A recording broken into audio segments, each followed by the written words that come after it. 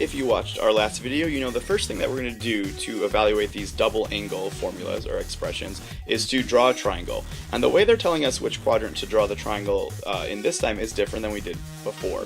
This time they tell me the tangent is less than 0, which is really just a fancy way of saying that the tangent of our angle is going to be negative. Also, they're showing me that the sine is positive. They're giving me the sine ratio. And so I know my triangle is going to be in the quadrant where sine is positive but tangent's negative. And so going back and remembering this, the ASTC thing, the quadrant that this is going to work in where sine is positive but tangent's negative is going to be quadrant 2. So they're telling me my quadrant, or my triangle, is going to be drawn in quadrant 2. Okay, so I'll go ahead and draw that in. And then they've also given me two sides of that triangle. From here, the problem's going to be very similar to last time. I've got the opposite side, I've got the hypotenuse. So I'll add those two sides to my triangle. The opposite side would be 3 square root of 2, and the hypotenuse is going to be 5. So finding my missing side, it's not a triple, so I will have to do Pythagorean theorem. So I'm going to call the missing side x. So x squared plus 3 square root of 2 squared, and if you're typing that in your calculator, make sure you use parentheses, would equal 5 squared. Of course, the 5 squared is fine, that's just 25. When you do 3 square root of 2 squared, you can do that in the calculator. Otherwise, the trick that I like to do is I just do the outside number times the outside number times the inside number. You're really just distributing the squared. And so 3 times 3 times 2 gets me 18 for that piece right there. And so x squared plus 18 would be 25. If I subtract 18 from both sides, I get 7. And so then x must be the square root of 7.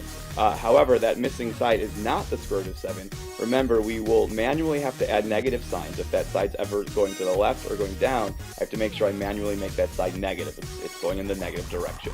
So now that my triangle is all filled out, I can find the sine and cosine of just theta, and then I'll go ahead and use my double angle formulas to find the sine and cosine of 2 theta.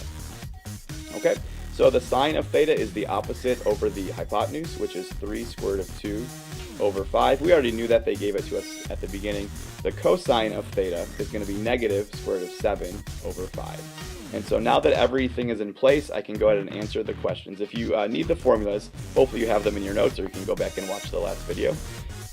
The sine of 2 times theta, using my formula, is the same thing as 2 times the sine of theta, which is 3 square root of 2 over 5, times the cosine of theta, which is negative square root of 7 over 5. So I'll go ahead and multiply everything along the top of the fraction. If you want to make it over 1, that's fine.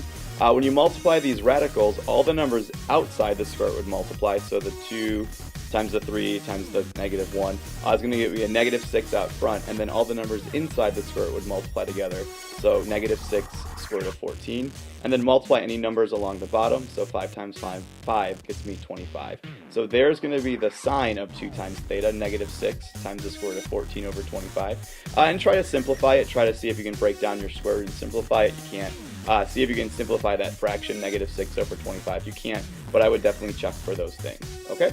And then to get cosine of 2 times theta, the formula is to take the cosine and square it, so negative square root of 7 over 5 squared, minus the sine squared. So we had 3 square root of 2 squared over 5. And remember, to square a fraction, you just square the top and bottom separately. So in the top of this, negative square root of 7 times negative square root of 7 is positive 7 over 25.